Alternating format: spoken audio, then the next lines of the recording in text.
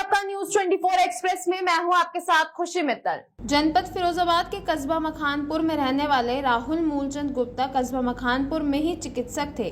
बता दें कि 2 साल पहले इंस्टाग्राम के जरिए मुंबई में रहने वाली निकिता से दोस्ती हुई थी। वहीं अब कुछ समय बाद दोस्ती प्यार में बदल गई और दोनों विवाह के बंधन में बंध गए।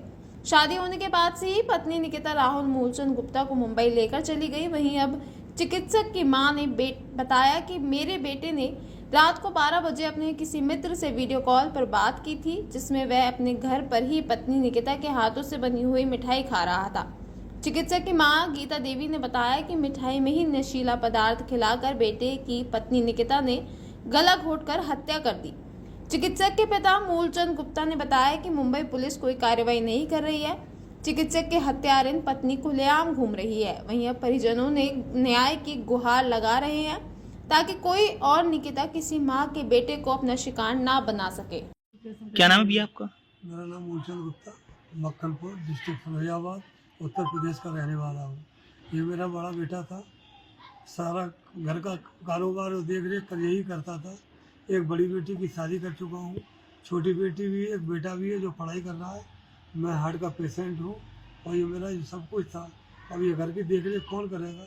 मेरी सरकार से यही दरख्वास्त है कि इसकी जो सख्त से सख्त कार्रवाई की जाए और इसका न्याय दिलवाया जाए। न्याय अन्याय मेरे साथ हुआ है।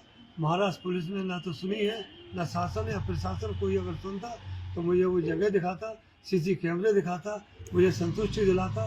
मैंने हॉस्पिटल में देखा तो मेरा बच्चा ऐसे पड़ा हुआ था कूड़े की तरह। जब देखा गया तो वो आंखें बंद थी, मुँह बंद था। अगर ये सुसाइड करता, फांसी लगाता तो गर्दन खिंच जाती है। उसमें कई एक कारण आते हैं, मगर ये चिकित्सक होने के नाते से काफ़ी लोगों का भला करता था। यहाँ इतनी भीड़ थी इसके चाहने वालों की, तांता लगा हुआ था यहाँ पर, सिर्फ एक दर्शन पाने के लिए बहुत भीड़ थी यहाँ। बस इतना ही कहना चाहता हूँ सरकार से कि इसके। बताइए क्या नाम है आपका? मेरा नाम गीता है। अच्छा, आपके बेटे के साथ में जो घटना हुई है, ये किस तरह की घटना हुई है? जो उन्होंने घटना बताई वैसी नहीं है ये, हम लोग को इसमें विश्वास नहीं बिल्कुल। मैं रात को 10 बजे करीब अपने बेटे से बात करी, अच्छे से बात हुई। कहने लगा मम्मी खाना पीना खा लिया। मैंने खाना पीना ठीक है, खाना पीना खा लिया आराम से, चलो आप भी सो, आप भी लोग आराम करते हो। इतना कह के हम लोग सो गए थे। रात को करीब 2:30 पौने 3 के बीच में फ़ोन आया मेरे बेटे का नंबर। मैंने एकदम से चौंक गई कि रात को क्यों फ़ोन आया मेरे बेटे का ही फ़ोन, मोबाइल नंबर से। मैंने कहा हेलो, मैंने हेलो, तो उसमें आवाज़ किसी और क्या है, मेरे बेटे की आवाज़ तो नहीं है। मैं कौन बोल रहा है? मैंने कहा है राहुल कहाँ है, सुमित कहाँ है? तो कहने लगे मैं उसका फ्रेंड बोल रहा हूँ। आप कौन है? मैं उसकी मम्मी बोल रही हूँ, बात कर रही है मेरे बेटे से। नहीं आप ऐसा है, उसके पापा को फ़ोन दीजिए। मैंने नहीं, मुझे बताओ क्या बात है।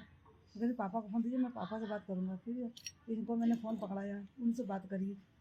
तो उनसे जो भी बात करी मैं सुनती रही। मैं इनसे पूछती रही क्या बात है, क्या ये बताया नहीं। बाद में बताया कि तुम्हारे बेटे ने फांसी लगा ली। इन्होंने तुरंत कहा कि मेरा बेटा ऐसा नहीं कर सकता कभी ना। मुझे हम लोग को बिल्कुल विश्वास नहीं वैसा कर सकता है, क्योंकि हम लोग के आने के लिए वो कह रहा था। तो होली से 4-5 दिन पहले से कह रहा था मम्मी मैं होली के बाद आ रहा हूँ, मैं आ रहा हूँ, और 30 तारीख को तो पक्का मैं आ ही जाऊँगा, कोई रोक नहीं सकता है, ये उसने कहा बिल्कुल पाक। और उसने जो अपने डॉक्यूमेंट वहाँ ले गया तो वहाँ के करवा लिए, तो वो वापस फिर यूपी की करवा रहा था, वो यहीं बैठना चाह रहा था। तो मुझे लगता है कि ये उनको मालूम पड़ गया उन लोगों के घर वालों को, या तो ये कारण हो सकता है, या 12-25 में।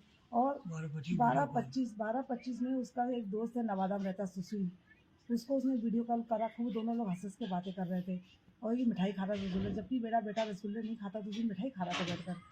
मुझे थोड़ा सा अचंभा लगा, मिठाई खा रहा था। वो उसके दोस्त ने कहा हाँ मिठाई खा रहा था। मैंने अपने दोस्त से कहा कि बेटा भाई यार तू कैसा, तो अकेले रसगुल्ला खाएगा, एक आध रसगुल्ला भाभी को भी खिला। उसने तुरंत उठाया और प्लेट से उसको खाने के लिए उसने तुरंत हाथ लगाया कि नहीं ये मैं नहीं खाऊंगी, ये स्पेशल मैंने आपके लिए बनाया, आप खाइए। दूसरा डाउट में यहाँ पे जाता है कि उसने मिठाई क्यों नहीं खाई, इसको इसकी स्पेशल उसके लिए बनाया।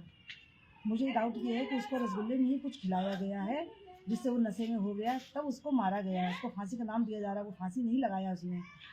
फांसी के कोई भी उसका निशान नहीं है। अगर फांसी लगाता तो उसका निशान ऊपर आता, तो उसका निशान यहाँ नीचे बिल्कुल गर्दन में दिया है, ना उसकी जीभ बाहर है ना उसकी आंखें बाहर है, कोई भी चिन्ह फांसी का नहीं है।